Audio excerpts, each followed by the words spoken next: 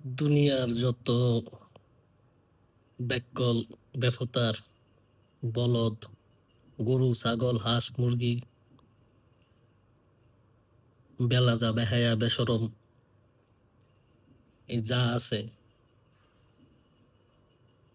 এই সব হইল এই পেনাল্দো ভক্ত।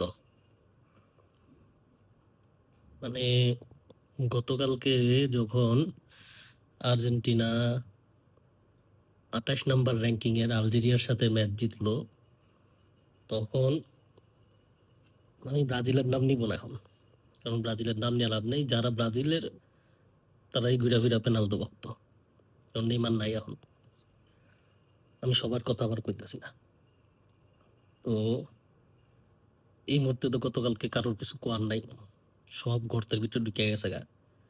তারপরেও কিছু আছে, মানে কি কইতাম, মানে কির লেগে আমি বেলাজা, বেহায়া, বেশরম, বেককল, বেফতা রেডি কইছি আমি এদিকে। এরপরও দুই একটা মানে পোস্টের মধ্যে কমেন্ট করে, পোস্ট করে, স্টোরি দেয় যে শক্তিশালী আলজেরিয়া ২৮ নম্বর র্যাঙ্কিং এর টিমকে হারিয়ে দিল আর্জেন্টিনা, কাপ জিতলো আর্জেন্টিনা।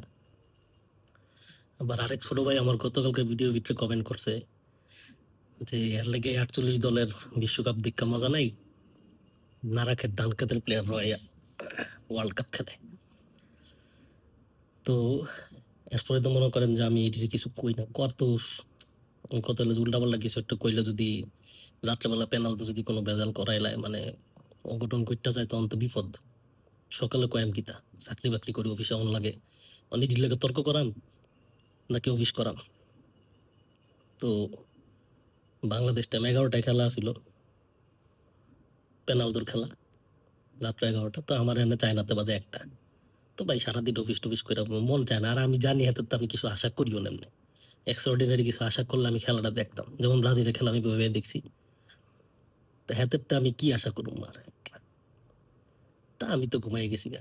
তারপরেও মনে করেন যে রাত্র 1টা 1:30টার দিকে ভুম ভুম ভুম মোবাইল শুধু কাঁপতাছে, শুধু ভাইব্রেট হইতাছে, একটু পরে পরে মেসেজ আইতাছে, আমি বুঝছি। তো আমি তো মনে করেন যে ঘুমের ভিতরে এমনিও আমি ডরে ফোনটা ধরি না, কারণ আমার কয়টা আছে বন্ধু বান্ধব, কয়টা আছে ছোট ভাই, কয়টা আছে। আমি মনে করছি যে আরে খবর তো মনে আছে, আজকে তো মনে পেনাল তো মনে হ্যাট্রিক করে লিছে, খবরই আছে। তো আমি ডরে ফোন টোন ধরি না, আমি মোবাইল ধরেও দেখছি না, কি সহ্য করতে পারতাম না।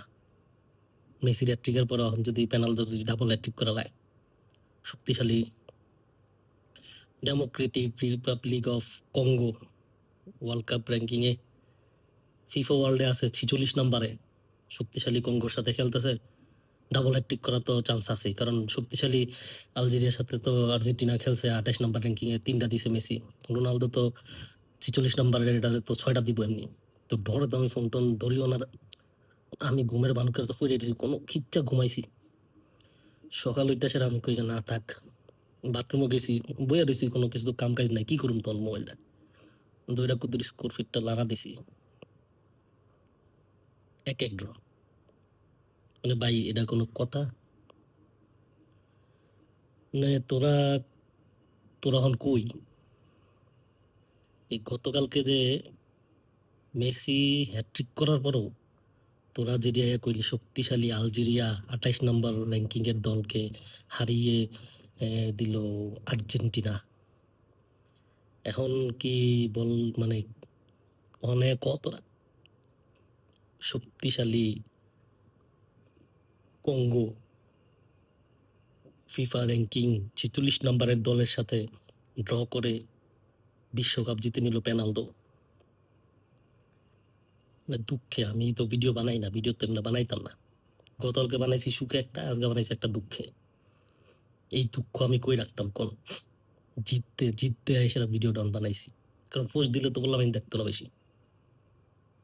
কয়টা অজাত আছে তো, ছোট ভাই কয়টা আছে, বন্ধু কয়টা আছে, এডিটে দেখাইতাম। এডি তো আমার গতকালকে পোস্টের মধ্যে কমেন্ট করছে, ইনবক্সে লেখছে, নিজেরা স্ট্যাটাসও দিছে, শক্তিশালী আলজেরিয়া ফিফা র্যাঙ্কিং 28 নম্বরের দলকে হারিয়ে বিশ্বকাপ জিতে নিল মেসি। এরপরে আবার মানে এর লেগে ফিফা ওয়ার্ল্ড কাপ দেখা মজা নেই, 48 দলের খেলা। আরে বেটা 48 দল যদি মনে কর তুই ফিফা র্যাঙ্কিং এর 48 র্যাঙ্কিং অনুযায়ী যদি খেলা হয়, তাহলে তো আলজেরিয়া আর কঙ্গো দুইটাই তো আসে 46 আর 28। তো আর কি উসিলা দিবি তোরা খুঁজা বাইর কর। বুঝছো? মানে জিততে রে ভাই, জিততে জিততে আমার দিয়ে আর ভিডিও বানাইতে বাধ্য করিচ্ছা।